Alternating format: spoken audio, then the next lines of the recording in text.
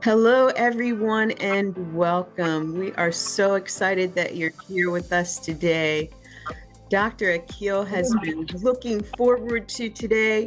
We're in the month of May, which we like to focus on women's heart health. And if you know anything about Dr. Akil, he wants this information out there for people to really benefit from.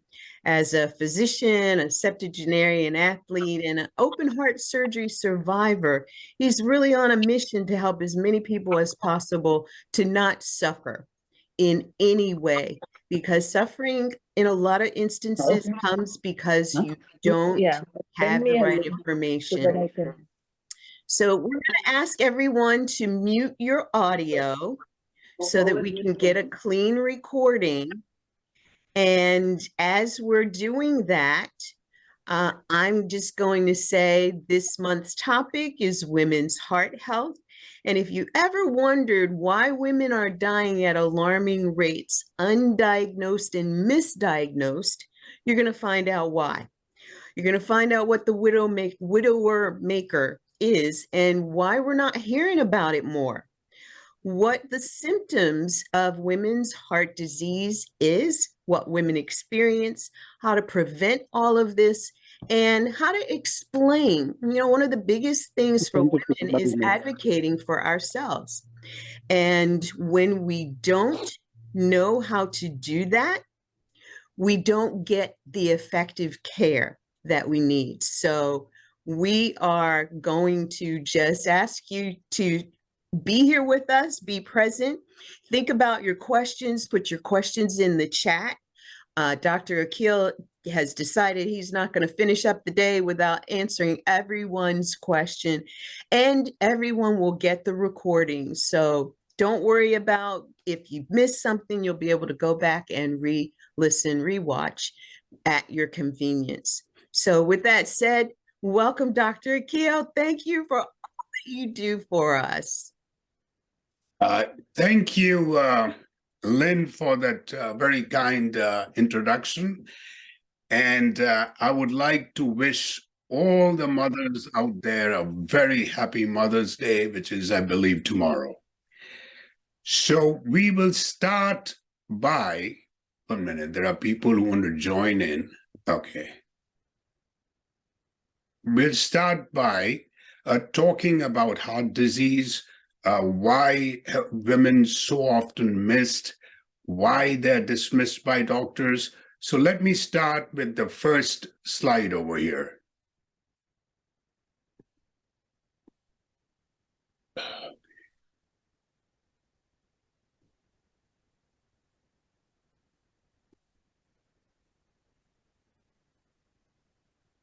Okay, here we are.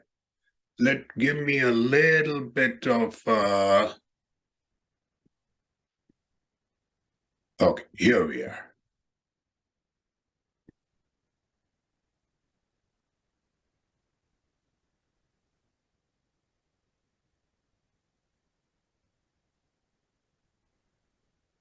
Okay, so why is heart disease in women so often missed or dismissed?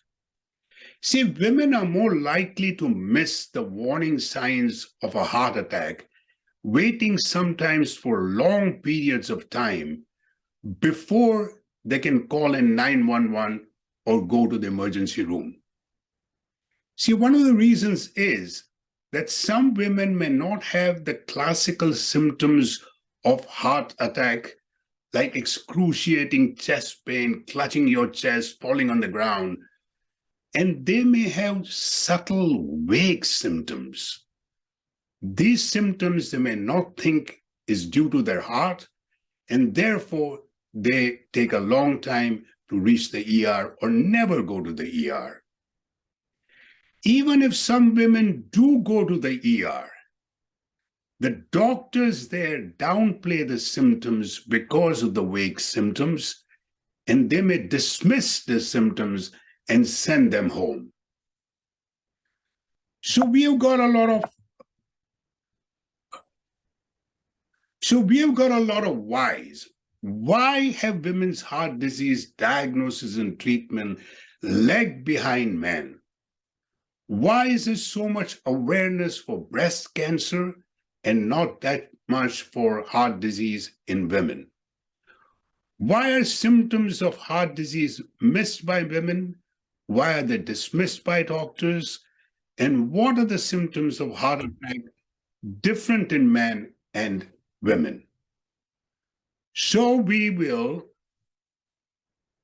answer all these questions so that I want women to understand the subtle symptoms of heart disease so that they can be empowered with the knowledge to go to the emergency room in time and ask the right questions to the doctors over there. Before we embark on answering all these questions, just let me give you a little bit about heart disease in general. Heart disease is a leading cause of death in the US, globally for both men and women, for now 104 years in a row. And it kills more people than all the cancers combined. You talk the cancer of the breast or the cancer of the prostate, lung, or colon.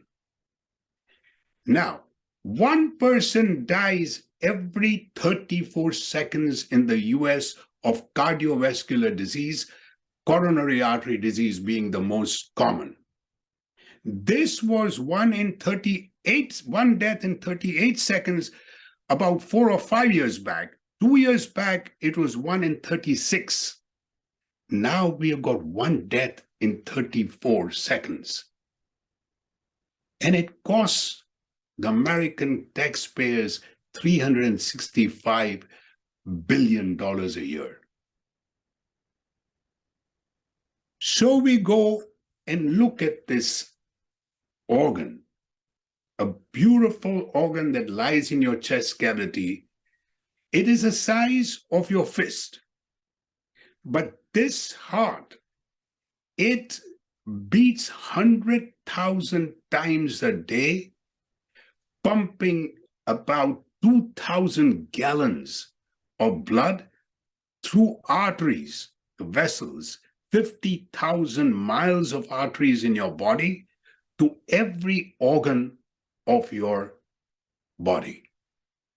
That means for a person of, say, 70-year lifespan, the human heart beats more than 2.5 billion times. So this little heart lying in there, this jewel that we have, also needs looking after. So what happens? It also needs oxygenated blood. The oxygenated blood comes from the coronary arteries, which start from the aorta, and they give the oxygenated blood to the heart muscle. Now, this is don't worry about the name. It's a right coronary artery here. It's your left one here, which goes down, and this one, which goes behind the heart. It's called the right coronary artery, the left anterior descending artery, this one which goes over here, descending. Now, for the longest period of time, this left anterior descending artery was called the widowmaker. But let me tell you, it should be now called the widower maker also. The reason being that men and women die at the same rate of heart disease, especially after the menopause, because there's some protection with the estrogen before menopause, but after menopause, men and women die equally. So it should be called a widower's disease also. Heart disease in women, it has killed 315,000 women in 2020. That is 1 in every 5 females. And about 1 in 16 women aged 20 and older have coronary artery disease. the most common type of heart disease. So let's go a little bit further and understand. We talked about these vessels, coronary arteries. They're called coronary arteries because they crown the heart. Now, these coronary arteries, this is not rocket science, it's just a cross-section of a coronary artery, which the most important thing, remember, is that inner lining, endothelial lining. This is in all the arteries in your body. What this endothelial lining does is produces nitric oxide, which is a very powerful dilator of the coronary artery, keeps it dilated, keeps the blood flowing smoothly, and protects the arterial wall so it does not become thick and cause blood pressure, high blood pressure. What happens when you're a rich, unhealthy diet? Take a standard American diet, dairy, eggs, meat, carbonated sugar drinks, as you see, or a junk food vegan diet or a vegetarian diet like we Indians have, with oils and processed foods and saturated fats and sugar. What really happens? It damages the endothelial lining, the one which produces nitric oxide. So now you have all this cholesterol, fibrin, calcium. They all come and form this gooey stuff which becomes a heart plaque, and it keeps on building, and it takes decades to build, and it reduces the blood flow. And when it reduces the blood flow to an extent that you get chest pain, it is called, as what we doctors say, angina. It is important to differentiate angina from a heart attack, because in angina you have options. In a heart attack, you don't have options. So let's look at what happens in this around here. When you have a blockage over a period of decades, you also have new blood vessels form, which are called the collaterals. I seem to not get this. Okay, these are the collaterals. Now, these new blood vessels will go far away from the blockage, further on, and supply the blood to the heart. So your heart will never be devoid of blood, and there is very little chance of getting a heart attack because they're thick.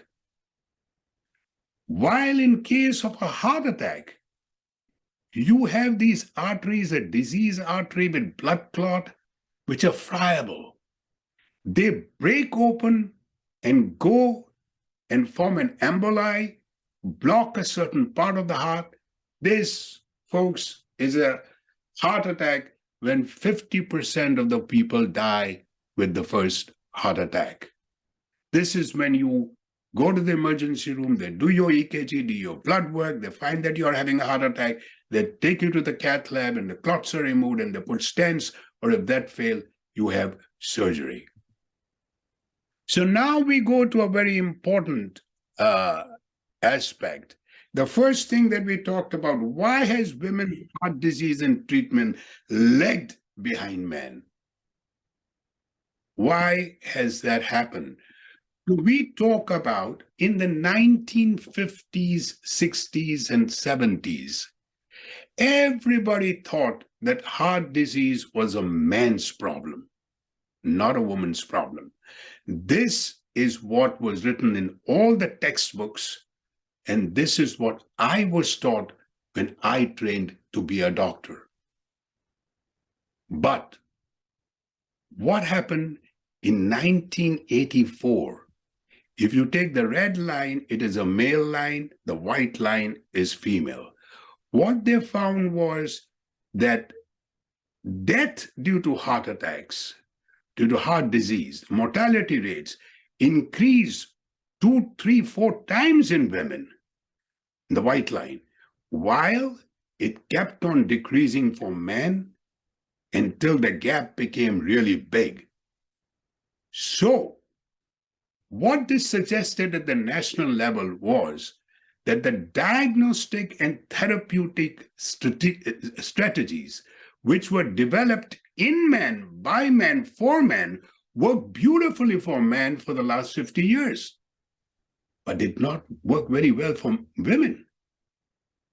So we came across the next slide is that we owe an incredible debt of gratitude to these two women. You have here Barbara Streisand, and what Barbara Streisand depicted in one of her amazing movies, the Yentl Syndrome. And apparently this was her directorial debut. And she wanted to get an education, but she could not. She was a woman. So what did she have to do? She had to impersonate a man, dress like a man, make others believe that she was a man, and then she could get an education. Now, at the same time, you had Dr. Bernadine Healy over here, and she was wondering that since the 1980s, 84s, more and more women were dying of heart disease, but not that many men. And so she wrote in the New England Journal of Medicine, is this a Yentl syndrome? Is it because women don't look like men? They are shunned away, that no research or treatments or prevention studies are done? And so she wrote that, is this a Yentl syndrome? So now we go on to the next one. We talked about why is there so much awareness of breast cancer and not that much of heart disease in women. So let us talk about this. More women die of coronary heart disease than breast cancer at all stages. Now, this is not a competition. We need to be as good as a breast campaign and their awareness to address this crisis. Now, sometimes there is a gasp when I say this and when I give this talk. We can all think of someone, often a young woman, who has been impacted with breast cancer, but we can't think of a young woman who's having heart disease, because heart disease or heart attacks kills people 50% of the time. The first heart attack, they're dead.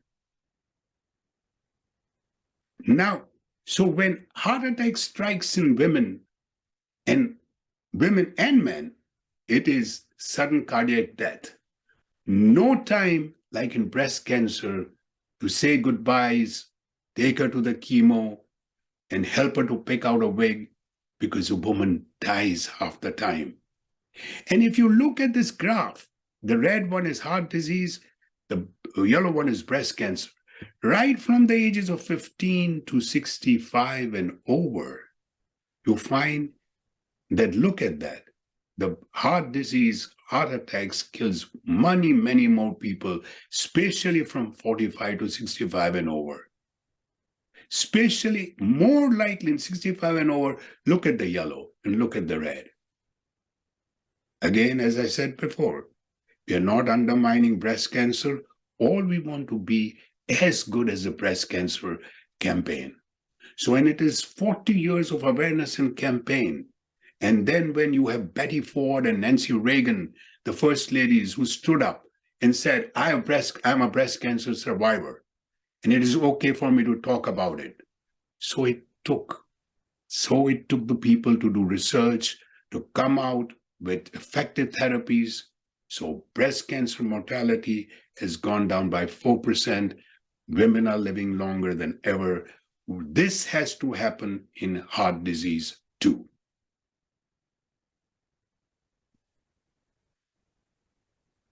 The classical symptoms of heart disease. As I always say, this is a typical Hollywood or a Bollywood type of heart attack. It can happen to both men and women.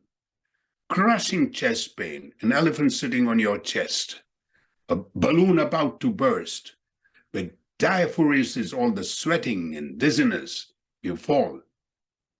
But when many women who don't get this kind of a picture, a symptom, they don't think it is a heart. When they get these vague symptoms. So let's talk about the subtle and vague symptoms. This is a take-home message. I repeat again, it can happen to both men and women, this kind, classical. But many women have very vague symptoms. They can have jaw pain. They can have shortness of breath.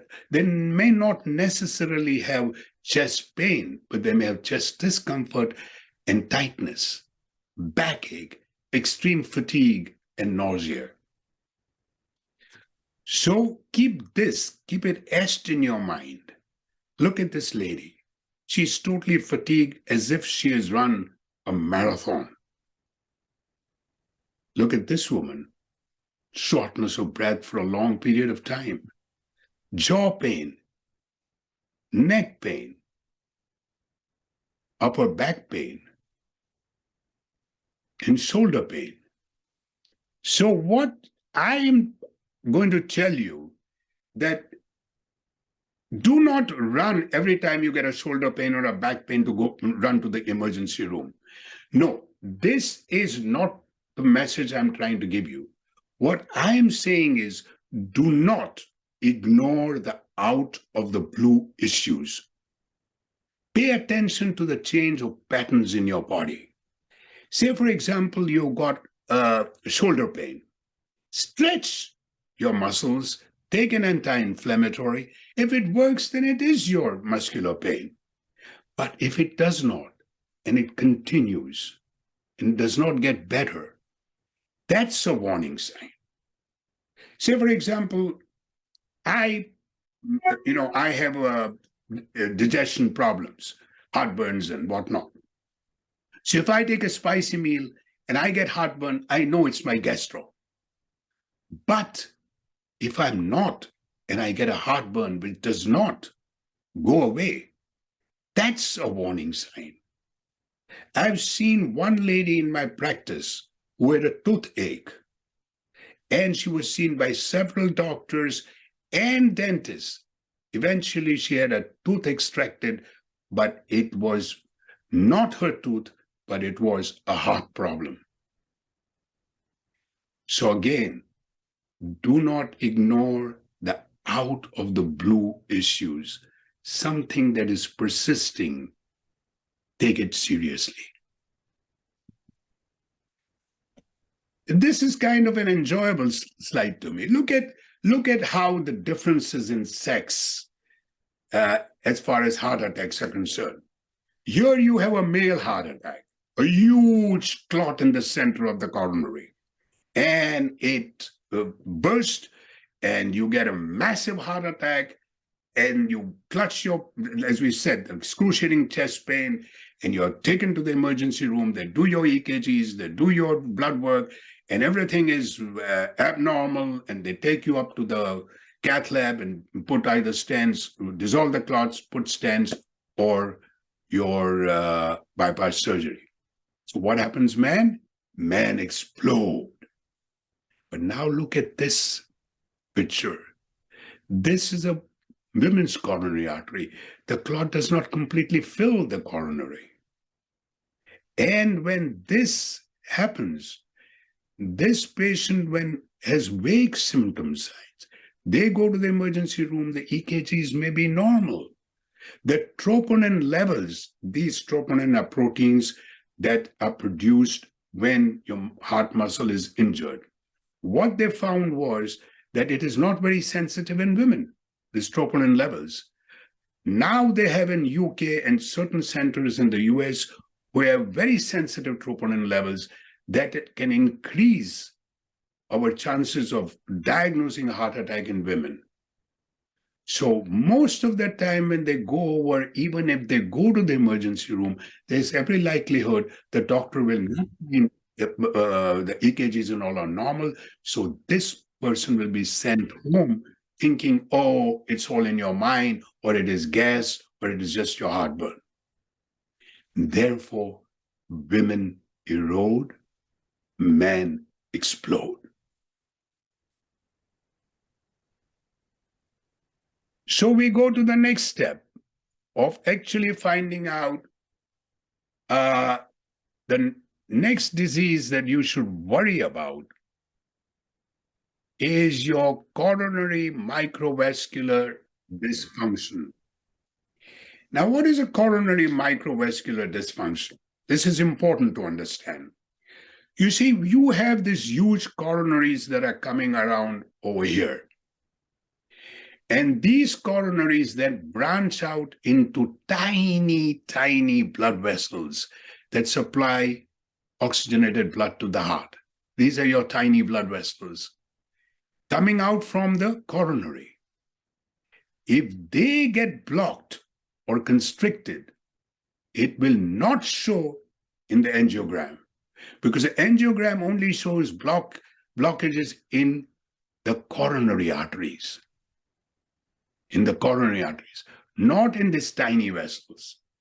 So, but your stress test will still be positive, because the stress test shows that the blood is not going to the muscles and you're getting chest pains. Your stress test is positive, your angiogram is negative, because it only shows coronaries. If that happens, you can talk to the doctor if it repeatedly happens, that is there another test? Because there is. You have what is called as a coronary reactive testing. It takes about 60 to 90 minutes. The doctors first measure the blood flow in the heart and then give you drugs that dilate the arteries, and your blood flow should increase. If it does not, then most likely you have this tiny blood vessel problem, and you should be able to the doctor should be able to tell you this and treat you accordingly. This is important because a coronary microvascular small vessel dysfunction, not functioning, can cause chest pain, shortness of breath, heart attack, and heart failure.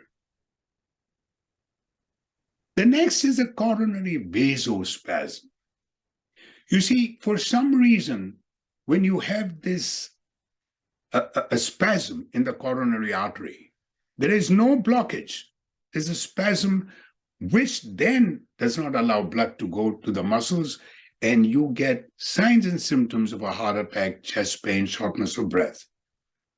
But your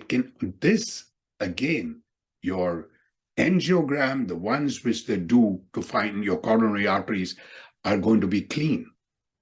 This coronary vasospasm, it is thought to come across when you are transitioning from sleep to waking, during an episode of stress and anxiety, or as a result of hyperventilation. And it can result from various legal and illegal drugs, such as cocaine and amphetamine.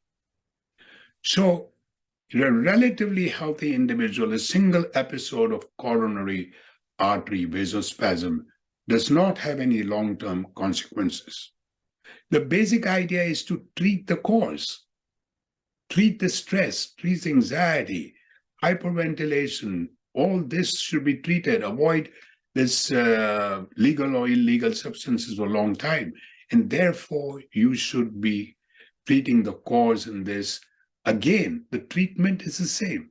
It's like if you have it, and if you're getting repeated attacks, you get this artery dilators, coronary artery dilators, the other artery dilators, which like nitroglycerin or beta blockers. And all these exercise can also help to increase the blood flow. Next you have is a broken heart syndrome, mostly found in women 50 to 70 years old, a condition that can cause rapid but reversible heart muscle weakness. Your symptoms can mimic the symptoms of heart attack. You get chest pain, shortness of breath, sweating. It can be caused by emotional or physical stress. Emotional can be grief, fear, extreme anger, sudden surprise. And emotional can be grief, fear. Physical can be high fever, strokes, seizures, difficulty in breathing, low blood sugar, all these can cause a broken heart syndrome. But in most of the cases, it is completely reversible. Now is another important topic, is when women get pregnant, the complications during pregnancy that are literally associated with increased cardiovascular risk later on in life. See, why I stress on this is because you have hypertensive related conditions. Your blood pressure during pregnancy, 8% of the people have it. Then you've got the preeclampsia and eclampsia. So if it's a gestational high blood pressure, or it is preeclampsia, which occurs in the last trimester, which is a high blood pressure, protein in the urine, and swelling of the legs. Then you have eclampsia, which is dangerous. You get convulsions, and that's a serious situation. Now, most of this high blood pressure and the preeclampsia are resolved after about 4 to 6 weeks. And then the lady feels, okay, I'm fine. No, these are the ladies that should be monitored every year because their chances of getting a cardiovascular risk, mainly coronary artery disease, is far greater. Then you have gestational diabetes. So here you have 4% of the patients having it. Within 6 to 8 weeks, your sugars are normal. And you think you're home free. Then too, you've got to worry about it because you are more prone to get a cardiovascular disease in future. Similarly with the preterm and stillbirths or a prior pregnancy complication. And so we come almost to an end with new breakthroughs in the war on heart disease. Now, this is what has come out recently. Let me give you my take on this, of course. Discuss it with your doctors. That's the first thing I would tell you. Ask your doctors. I'm only giving you a way what to ask your doctors. First of all, we have the intravascular lithotripsy. This is similar to how they break the stones in your kidney. So similarly with the heart plaques, they can break the heart plaques, but is it required? What did I tell you? These are heart plaques. They will never, never, never break. Not never, never, but they're very unlikely to break and cause a heart attack. If you go on a whole food, plant-based, no oil diet, then there is every chance you can reverse this. And you don't have to break this. Because breaking this, I know I had heart plaques that tried to put stents in me. And they used a diamond tip drill. And I had a cardiac arrest. My heart stopped when they were doing this procedure. You don't need to. All you have to change your lifestyle and your mainly your food, your whole food plant-based diet. Number 2, cholesterol smashing drugs, the Repatha. They'll come around, you take an injection every 3 months, they bring down your cholesterol down. Now, here is my argument. If you are having a whole food, plant-based, no oil diet, you're producing enough nitric oxide. So endothelial cells that we talked about are healthy. They're producing nitric oxide. So even if you have more cholesterol, they cannot cause atherosclerosis and form the heart plaques. This is my argument. So if you are on a strict whole food plant-based no oil diet, whether you require statins or Repatha drugs like this is a big question. Now the 3 and 4 are important. The biodegradable stents, extremely important. Because what it does is, when you have a heart attack and they put stents in you, and if you have a biodegradable stent, that means it will only last till your lifestyle changes and your medicines work, and then it dissolves. But that's a new thing you can always ask. when you have, I hope nobody's in a situation like this, but if you got your friends and family and the doctors are thinking of putting stents, you can always ask, are these biodegradable stents if they come in the market? And finally, your coronary computed tomography and angiography, the CCTA. This is very important because it clearly actually suggests how much of plaque you have in your coronaries and whether it is soft, likely to break and cause a heart attack, or hard, unlikely to break and cause a heart attack. With this, I would like to just mention the 6 pillars of lifestyle medicine.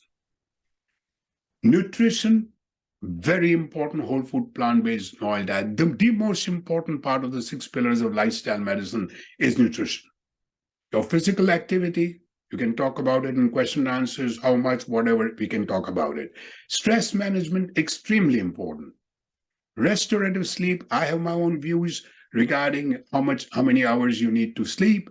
Your social support, very important, and avoidance of substances, using of tobacco, excessive alcohol, and these are all, if you follow the 6 pillars of lifestyle medicine, your life will change. Even if you've got aches and pains, high blood pressure, diabetes, your life will change. If you've got nothing wrong with you, you think your life will change. So with this, I would like to end my talk, and I would like to be open for questions and answers. Wow, thank you, Dr. Akil. This was so enlightening and informative, and we do have several questions. So let's see, we'll start with Mariquita. If you want to come on screen and ask your questions, that'll be just great. If not, I can ask them for you. You want to unmute and turn your camera on? And everybody can turn your camera on now. That'd be great. Well, I don't even remember. The questions was, I have 2 questions. And thanks for doing this. This is very exciting. If you're on the standard American diet, does that automatically mean heart disease? I mean, that you have heart disease already, is the first question. Okay. If you have a standard American diet, yes, your coronaries will be affected. It may not be affected so much so that you get immediate chest pains, but remember this, in a standard American diet, atherosclerosis starts at the age of 8 or 10 years. So you are having changes in your coronaries. You may not get the chest pain. It may happen later. So the idea is that yes, a standard American diet of meat, eggs, and dairy and processed foods does have an effect on your blood vessels. Okay, thank you. And what's the best exercise for your heart? You see, the best exercise is what I call the cardio. You see, exercise means that you have to do rather moderate intensity exercise at least 5 days a week, half an hour a day. Now, having said that, let me be a little more explicit. When you do your half an hour exercise, then sit at your desk or on a couch for the rest of the day, it's not going to help you. You're going to keep moving. You got to go around from one end of this thing to another end, go down, even if you're working in a workplace, go down or go somewhere and come back walking. They had this thing that you can actually reverse your diabetes if you walk for at least about 10 minutes every hour. So the important thing is to keep motility, keep moving, number one. Number two is that if you are doing exercise to feel good, your endorphins to get better, your HDL to get high, okay. But if you're doing it strictly for your cardio, you should be doing 70% of your maximum heart rate. And your maximum heart rate, I've said in my talks before, is 220 minus your age. So I'm 75. So 220 minus 75 will be somewhere in the vicinity of 140, 145. And if you take 70% of that, it is 104, 105. So if I don't reach my heart rate to that level, then it may not be important for my cardio. Because once you start doing that, your heart rate goes down. What does that mean? In persistent exercise, cardio, your heart rate goes down. Your heart has to do less work. And so that the blood can pull out more oxygen by the heart doing less work. So if you ask an athlete, they will always have a heart rate which is less, 60 per minute, 58 per minute, 62 per minute.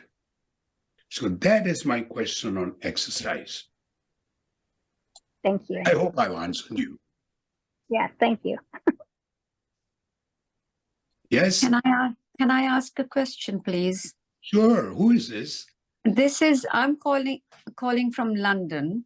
I was sent your link to come on the thing.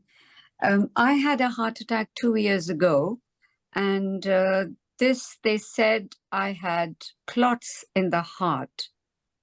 I had pneumonia and clotting and all sorts of things.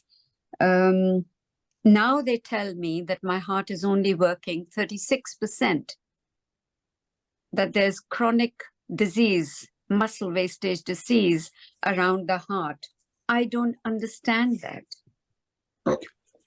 Let me explain to you. First of all, you had a heart attack 2 years ago, Yes. right? And you had clots. Your Yes. clots were basically in your coronary artery disease, coronary arteries. Because if you have to have clots in your coronary arteries, so as not to get the blood supply to your oxygenated blood supply to your heart. So that is number one. You had clots. But what happened with your heart attack is some people with their heart attack, they do not have any dysfunction of the heart after that. Your heart, your ejection fraction, your heart pumping is normal. In your case, you've gone into heart failure. Yes. Because your heart failure, your ejection fraction, as you say, is less than 35%. Yes. So that is the reason why your ejection fraction, because your heart attack caused a failure in the first place. If the people who are lucky don't get, I'm not saying you're unlucky, there is absolute hope. The idea is that Dr. Dean Ornish, a recent study of about 30 people who were at an end stage and they were looking for heart transplants. And of those people, all these people were put, because they were waiting for a heart, they were put on a whole food, plant-based, no oil, no salt diet. And guess what happened? You see, all of them, the quality of life improved. These were very bad. These were 14, 15%, not like yours. So when, and 5 out of these 30 patients did not need a heart transplant. Really? No matter where you are in your heart attack or in your heart disease or in your kidney disease or your blood pressure or your cholesterol or your cancer, it is nothing wrong to go on a whole food, plant-based, no oil diet. All it can do is you lower your medications, but you have to keep telling your doctor, look, I am on this diet. So, my dear, I'm sorry, I didn't get your name. But Google. Excellent. What you do is you start following and you must be, the 6 pillars of lifestyle medicine and start today going on a plant-based no oil diet. There's so much in literature now that you can really be helped.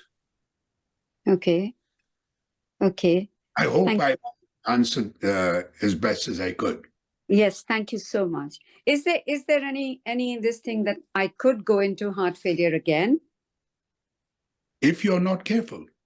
If you are not, and if you can, I mean, if you say, okay, I'm not saying that you were, but you say, okay, I don't really care, I'll face the consequences. I'm not talking about you, but people have told me, I've got patients like that. Doc, don't tell me not to smoke. I know I'm going to die. I don't care. So that it goes, and then you're in a problem. But in your case, you can stabilize it and you can improve as much as you can. Lovely. Thank you. Thank you so much. Not at Thank all. you. Thank you. Okay, we have Rochelle Wilder, who actually has asked a couple of questions. So Rochelle, please go ahead and ask your questions. Okay. I was just thinking as Gugu was talking, there was a lady, we have like a support group, you know, because it's very important to have support.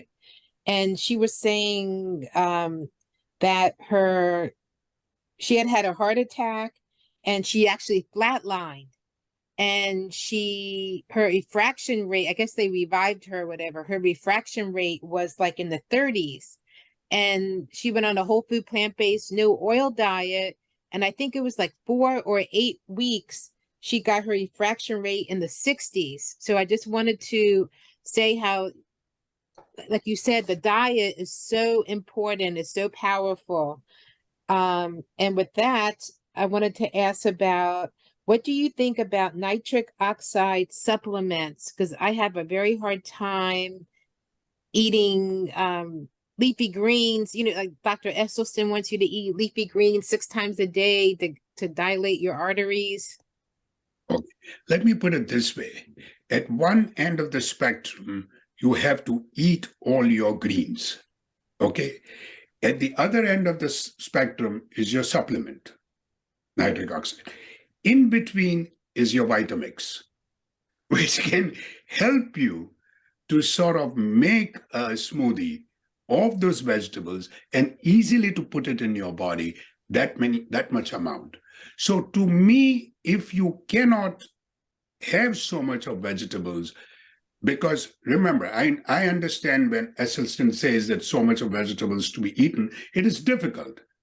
But we are missing a point that when you, even if you are using a smoothie or a supplement, at least take a little bit of vegetables and then use a smoothie or supplement. The idea is because digestion starts at mastication or chewing your food, where your enzymes start working on it.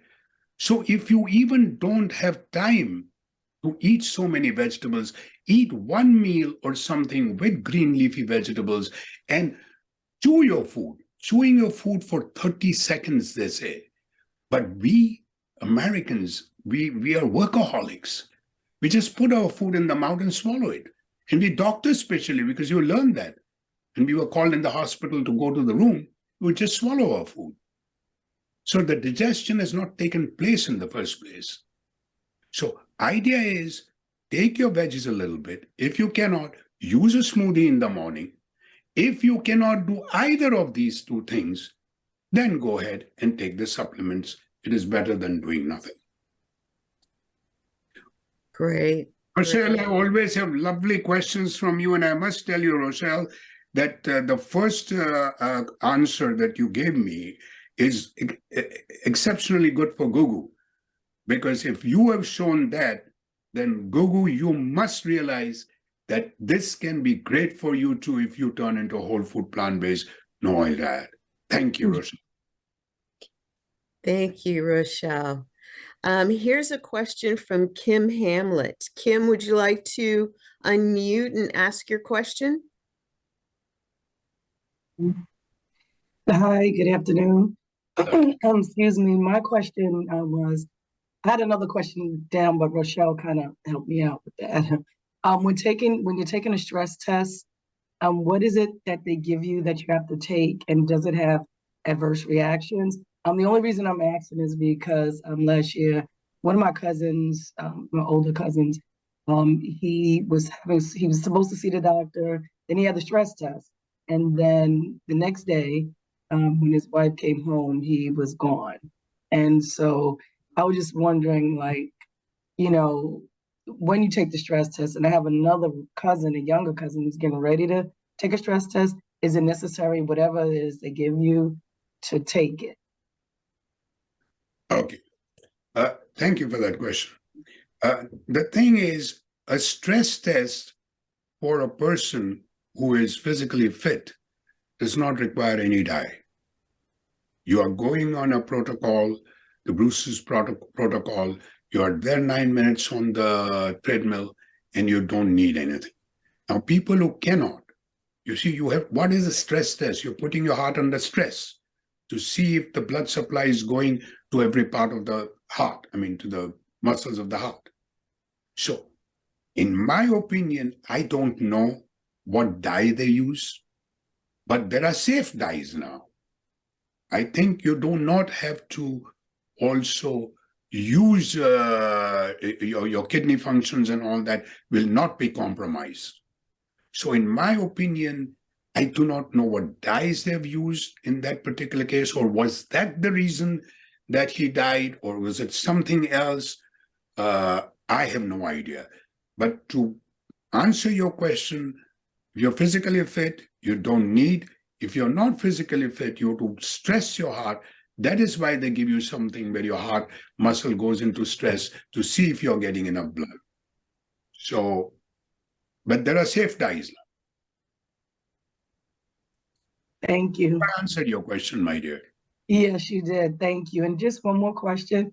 How much water is required? Because I always hear different things, like it's, you should drink, you divide your weight, and that's the number of ounces. So I really want to know, like, how many, I'm sitting here drinking 30 ounces and I'm gonna drink 30 more, but how many ounces are we supposed to drink?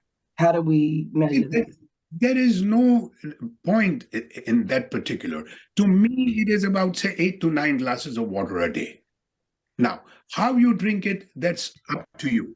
Older people require more, because the idea is not more, but their thirst centers are gone. So they're not working as efficiently. So you have to make it a point. Otherwise, in my experience, the moment you get thirsty and you're drinking water, fair enough. If you're one person who has never had water and now you're starting on, then have about 7, 8, 9 glasses of water, and that's fine. But you're not going to say how many ounces you're going to take, how many milliliters. This is all your body will tell you. So you don't have to really go into that. Next, and look at other thing. In older people, look at the skin. Your skin should be nice and elastic. So when you pull the skin, it should be going back. If it does not, that means you are dehydrated. Your tongue is coated. You are dehydrated. So just plenty of fluids. We don't drink enough fluids. Period. In this country, it is either sodas or fruit drinks, or your sugary drinks. That's what we do. So the whole idea is to take, if you take even fruits like, say, grapes, or even vegetables like celery has a lot of fluid, your watermelon. So you are taking in a lot of fluids, plus you are taking the fiber. Mhm. Mhm. Okay. So, I'm sorry. Go ahead. Dr. Akil, I'm sorry, I didn't mean to interrupt. No. I'm done. Okay. All right. I was just going to say that Diane has a really good question. Diane, would you like to unmute and ask your question? Hi, can you hear me? Yes, I can. How are you, Diane? I'm fine. I'm glad to be here and I'm enjoying this talk. And my experience with doctors is that they do not take what I have to say seriously at all. And I'm told that everything's in my head and that it's okay. And I'm wondering if there's a way that I can change that. Doctor. We are trying to change that, Diane. I know a lot of doctors are right now treating the consequence of chronic diseases like heart disease and blood pressure and cholesterol, and they're not treating the cause of the disease or prevention of that disease in the first place. The reason being that nutrition was hardly taught in medical schools. I learned 0 hours of nutrition. Right now, things are improving. They are having nutrition as a subject now, so that will improve. And I believe that we are going slow, but we will get there.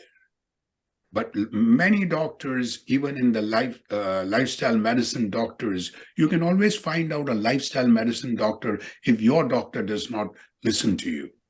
And go to that doctor, like lifestyle medicine doctor, who will help you. Number 2 is that if they do not listen, your doctors, you got to talk to them. You got to say, give me an answer. They leave the room and close the door.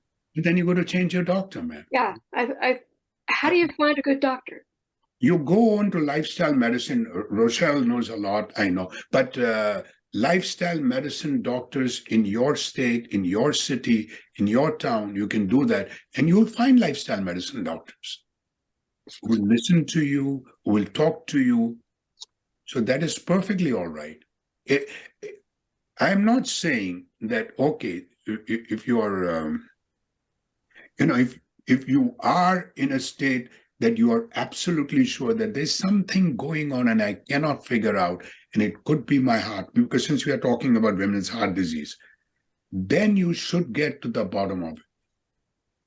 So the whole idea is if that doctor is not willing to do it, like the coronary reactive testing for microvascular dysfunction, it's done. It's paid by Medicare. I recently went to a cardiologist who refused to test me for anything. I have high blood pressure that is not treated with medication because the medications are ineffective. He refused to do anything. I'm sorry, I have to just ask you, you are in your 60s, 50s? I'm in my 60s. 60s. There is no reason why you cannot get a stress test done if you've got a high blood pressure. It can be, you can tell your doctor. If you don't do it, I may have to talk to my, whatever, your insurance company but it's a difficult task. It's an uphill task. I agree with you. Yeah, no, as the patient, it's incredibly frustrating. I'm not underestimating what you're asking me. All I'm saying is people do face this. You're right to bring it out. But the point is that you got to find other doctors. Yeah, really. Yeah. Rochelle has already written what state you are in. I'm in Massachusetts, in the western part of the state. So I'm sure you got. That's great. I think that's where Rochelle is, or at least a lot of lifestyle medicine doctors are in your area. So I haven't been able to find anybody. Well, utilize this link. Yeah. And do you know how to save the chat? No, I don't. At the bottom of the chat box, there's 3 dots. If you click on the 3 dots, you'll see save chat right at the top. And you'll have those links to be able to go and check them out. Okay, cool. Thank you so much. Absolutely. And there are some more questions. If you had a question, Francine had a question. Yes, I have a question. First of all, thank you, doctor, for doing this. This is such an important thing for people to get information, and it's just a great, you're concise and you put it all together in a way that's very digestible by those of us who are lay people. My question is, I've never heard anybody say a whole food plant-based no oil diet. That's a new addition with which I'm not familiar. I mean, I've been eating, I don't do it very often anymore, but I used to eat salad with, being Italian, oil and vinegar. Is that no longer suggested? I mean, I thought there were some very good plant-based oils that are healthy, like olive oil and things like that. So I just would like some clarification, if you would, sir. Okay. Thank you, Francine, for that question. The point I'm making is that if you got heart disease and you want to reverse you want to prevent, treat, and reverse, then you have to be on a whole food, plant-based, no oil, less salt diet. Now, the thing I'm trying to talk about is the oils that you talk about. Basically, even what you say, good oils like the olive oil or the canola oil, and being an Italian, I know the Mediterranean diet and all that. So that is okay for you if you don't have, but you do not have to use a lot. You can use spray, number one. Number two, the difference is in the saturated fats and the unsaturated fats in the oil. Okay. Your saturated fats are in your Crisco, in your palm oil. No, I don't use any of that. No. And that becomes solidified at room temperature. Now, when you talk about the canola oil and the olive oil and all these oils, yes, it is 100% better than using the saturated fat. But the goodness, now if you ask me the whole food plant-based no oil or a whole food plant-based diet, then the whole food plant-based no oil diet wins over a whole food plant-based oil diet, even if it is a healthy oil. But if you do not have a heart disease, then it is okay to spray sometimes oil or have olive oil meal. That's okay. I do it at times too. Okay. I'd love to also suggest there is a company online, California Balsamic, and they make dressings. They make balsamic vinaigrette dressings with no oil, and they're delicious. They've got a dozen flavors. They're delicious. They're affordable. It's called CaliforniaBalsamic.com. And you can find it. You get a 20% discount on your first order. And it came highly recommended to me from someone who's been plant-based, so they call it SOS free, salt, oil, and sugar free, for 35 years. And when I found this and I put my order in, getting it, I've been able to add these to my stir fry, to my salads, to my rice dishes. These balsamic vinegars are great. No salt, oil, or sugar. Yeah, I've tried those. They're excellent, no doubt. And one other thing is that we talked about all this is salt, but we are not talking about the sugar. Now, let me tell you, sugar. Oh, we got Debbie Zimmerman, olive oils. Awesome. Olivetap.com. Awesome. That is great. Thank you, Debbie. But my point I'm trying to make is even sugars that we don't talk about. It is, let it be very clear, it is not your natural sugars that are causing diabetes. It is your fat and your animal proteins that are causing diabetes.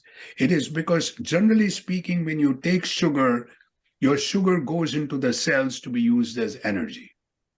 If they are blocked by fat, and if they are blocked by your meat proteins and all that, the idea is that they have no this thing of being used as energy. They come back into the blood and the blood sugar rises. Now, if you take even if you're diabetic, you can take as many mangoes as you want. You can take as many bananas as you want. You can take watermelon as you want, because these all have got fiber. And once they have fiber in the gel, that means your blood sugars are not going up like this and down and up. Your blood sugars are going according to what the body needs. So I know doctors who say, oh my God, you're having bananas and you're diabetic. But again, if you are taking a whole food plant-based diet, then I would suggest that it is okay. That makes sense. I have one other perhaps it might be useful for the young lady who asked the question earlier about the greens. I no longer eat salads very much at all. What I just kind of serendipitously decided to try was, how you buy those salads, organic, pre-washed salads. I don't like to cook. I'm an Italian that doesn't like to cook. But I just put those organic, like arugula, and I steam them in the microwave, and I put them in everything. Like I'll put them in soups, I'll mix them in with my veggies. There's no salad dressing there. You don't need any dressing. You just put them in with other things. Or if you do want to eat them plain, I imagine you could just use some olive oil spray or some seasoning, dry seasoning like a Greek seasoning or maybe something, I don't know. But I tend to just mix them in with other foods that I eat. The steamed arugula is what I typically use. So that's a way to get some greens in, perhaps that maybe wouldn't make you suffer. Although I agree with the doctor that putting them in smoothies is another great idea. Put them in, I eat a lot of smoothies and I put the greens in there, and I also use, in place of sugar, whole dates. They make a great sweetener, and you're getting the whole fruit with all the micronutrients and everything else. So there's a lot of little cheaty ways that you can, sneak some healthy food in without having to suffer too much, or in my case, not having to work too hard in terms of preparation for food preparation. That's Thank you. great, Thank you, Francine. Francine. Thank you. So, Dr. Akil, Ruth has a couple of questions for you. Mhm. Ruth, do you want to unmute and ask your questions? Hi, everybody. Thank you so much. I'm sorry. Here we go. Thank you so much. Thank you, Dr. Taher. I am a person who had post-eclampsia because I had my twins late in life. So I was really normal blood pressure. Everything was very normal to low.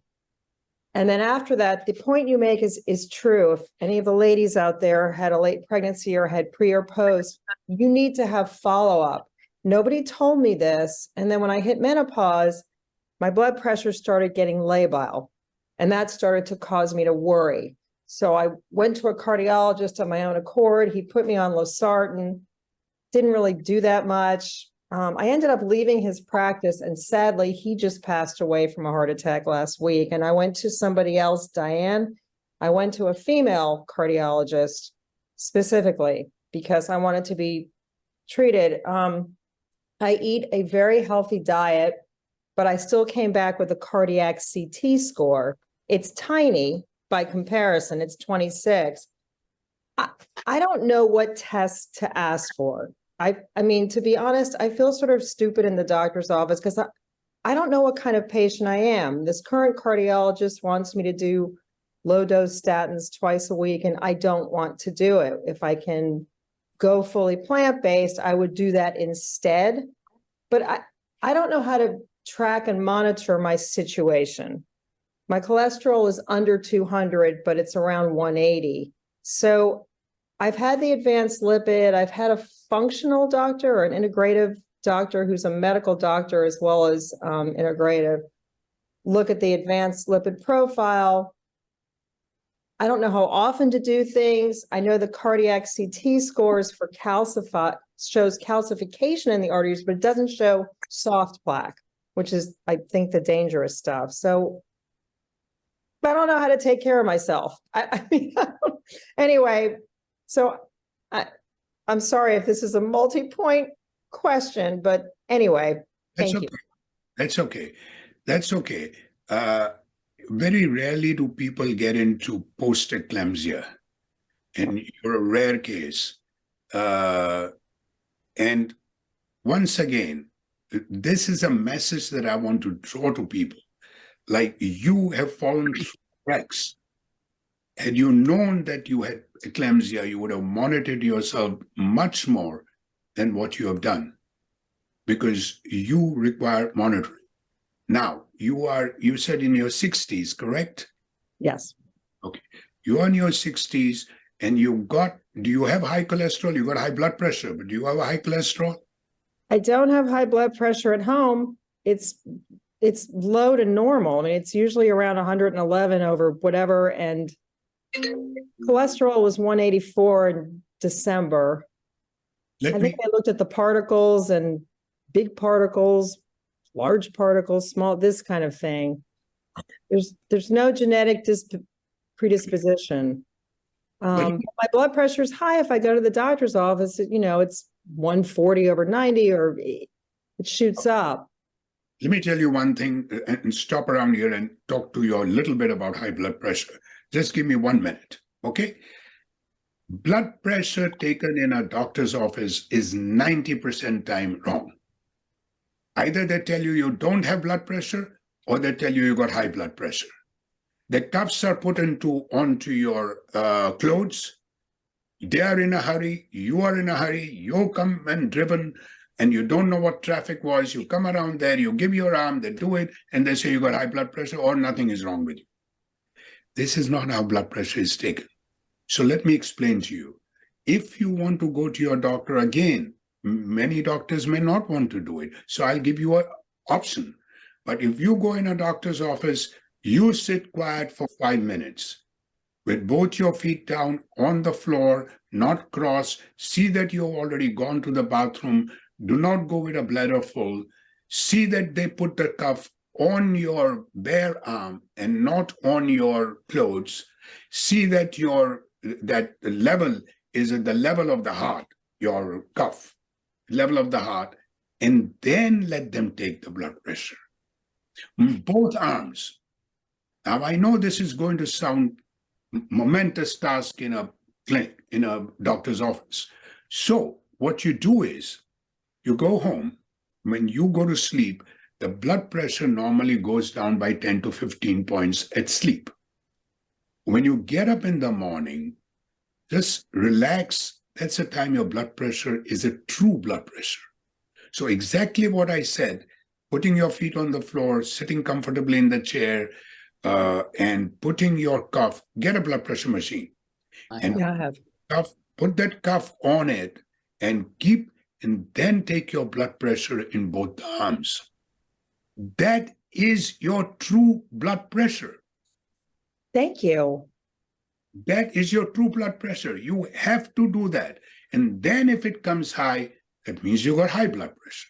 Now, once you got high blood pressure and you had eclampsia, then at your age, you should get a stress test or a CT scan or a CC or the, what do you call the CCTV, the CCTA clearly that shows we are talking about the plaques.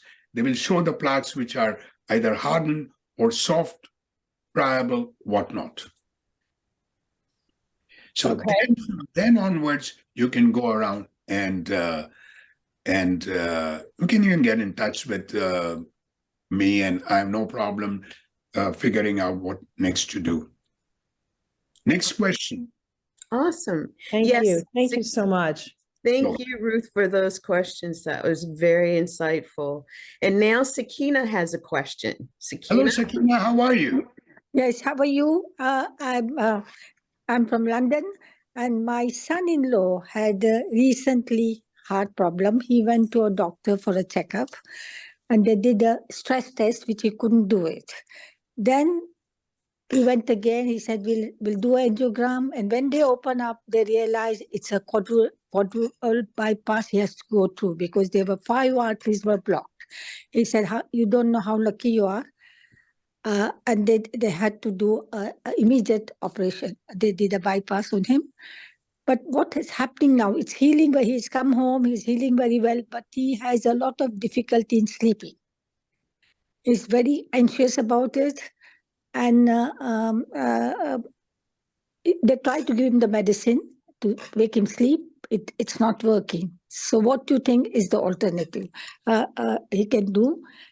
He said, "I want to go to a shop," and then he comes out and said, "No, I don't want to do it." So that's he going through a very difficult time.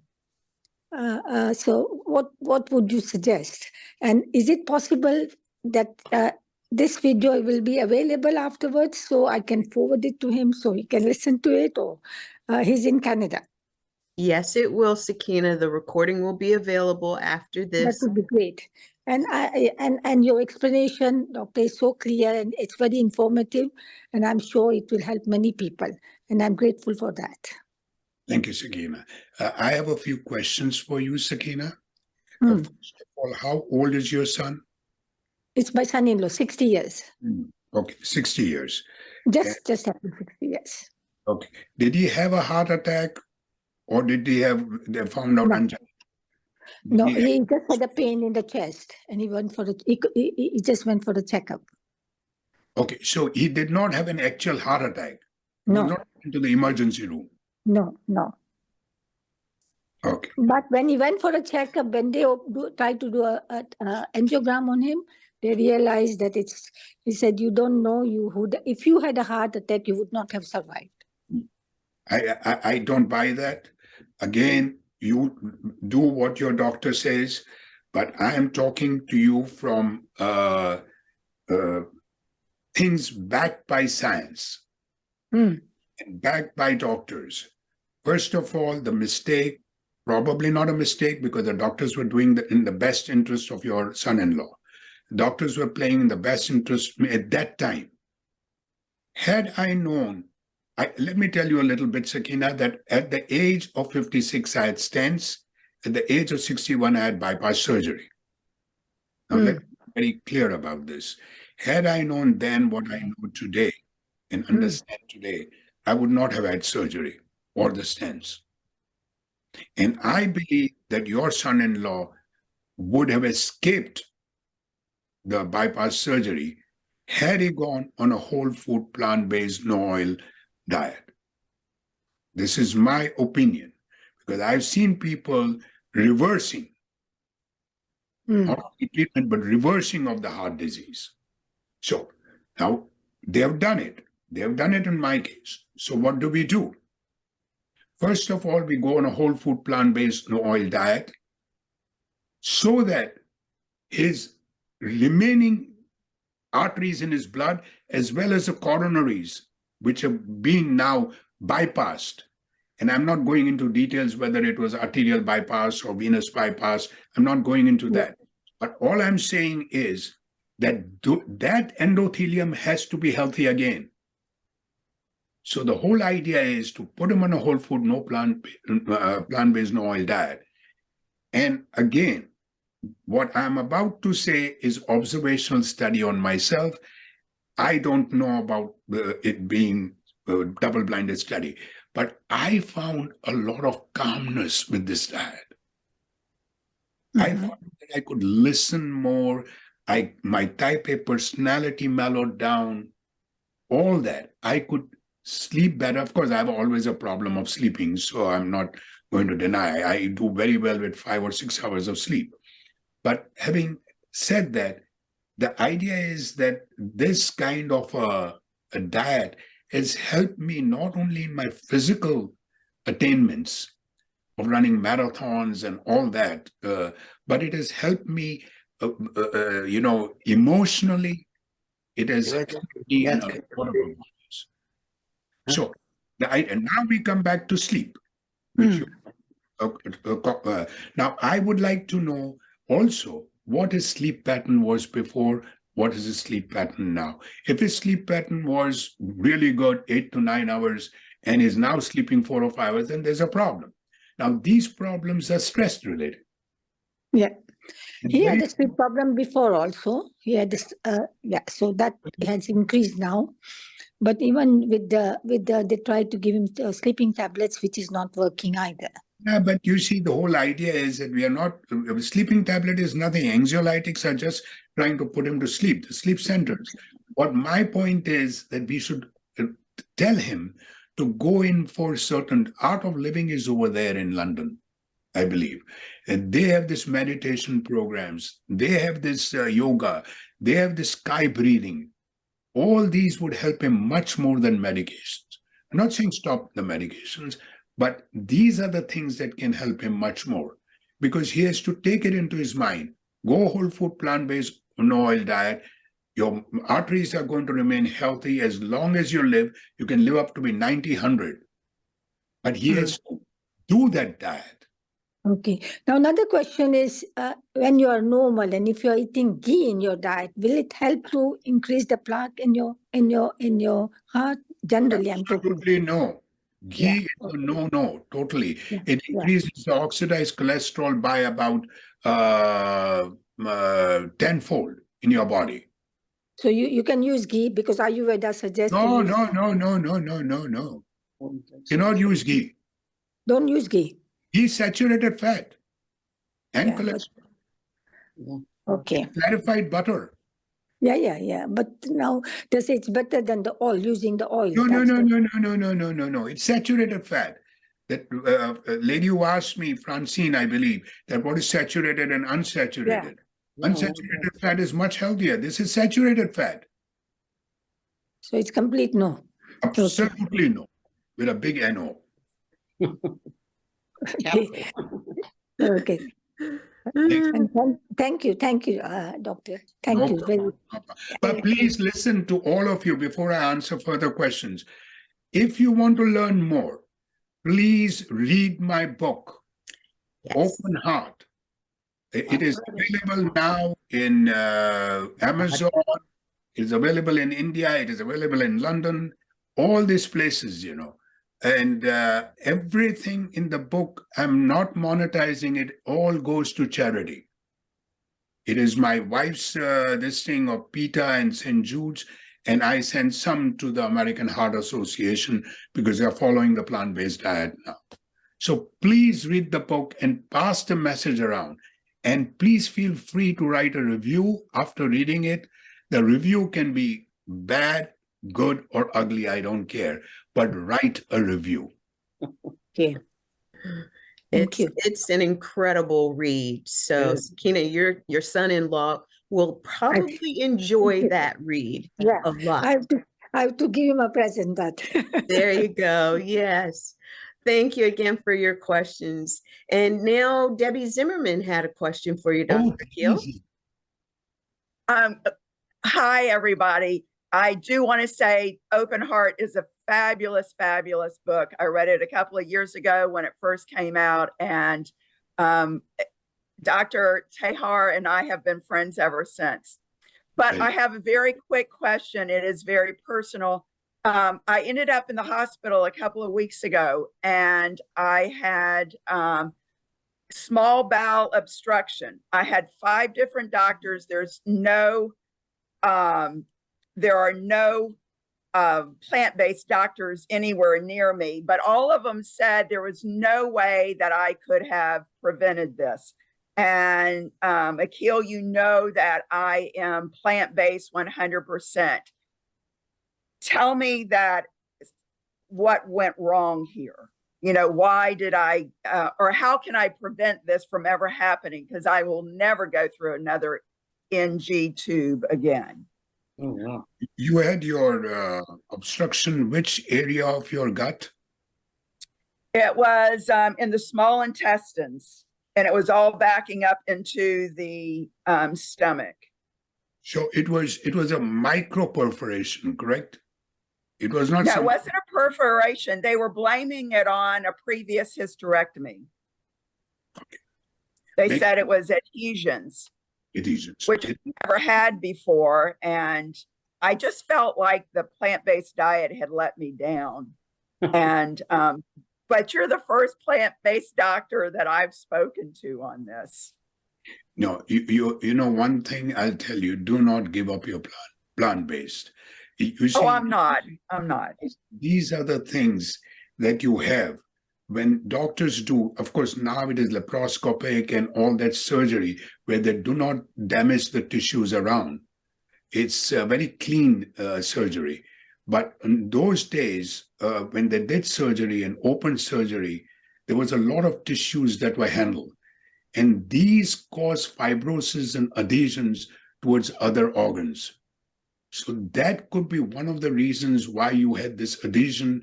And once the adhesion is removed, that's okay. So that blockage was due to an adhesion, which is absolutely right, what you're saying. And so if you, for example, I'm just giving you an example. If you go back, not back, but if you go on a meat, eggs, and dairy diet again, you may get more chances of getting adhesions than what you have now. A certain amount of damage has been done, the adhesions. If they were good enough to sort of remove the adhesions or whatever it is, or just looked at it, I don't really think that you will get another attack. Okay. They did not do surgery this time. They just had me on the NG tube for 5 days. So, Excellent. um, Excellent. but I'm just fearful that something is going to happen later on. I don't think so. See, the same thing happened to me, Debbie. When I had my perforations twice in my colon, the surgeon told me you need to have surgery right now. Otherwise, you may not survive. I did not. I started following a whole food plant-based no oil diet. And now I don't know what will happen tomorrow, but I'm quite sure, like you, even I'm fearful. But my diverticulitis and all that is on the back burner. Yeah. Okay. Thank you so much. I'm quite sure it's not going to happen again. Okay. You can give me a call and we can talk about it if you want later on, whatever. But rest assured, you're in good shape. Okay. Well, I think that exhausts all of our questions. Unless someone has a last minute question, we want to take the time to say thank you, everyone, for joining us. Keep an eye out for your emails to get the recording and the information about our next event, which is going to be on June 30th. It's going to be men's health focused. So make sure that if you've got men in your life, be here for that. If you're a man, be here for that. And Dr. Akil, any closing thoughts? See, my closing thoughts on this, my final thoughts are only this. We got to spread this message, heart healthy message around. We got to save and make it a number 2 or number 3. It has been number 1 heart disease for 104 years. So, and number 2, I would like you to still remember that, concentrate on the out of the blue symptoms, something which is there, which is not your usual symptoms. Understand the mechanics of your body and then get the right knowledge and then go and talk to your doctors.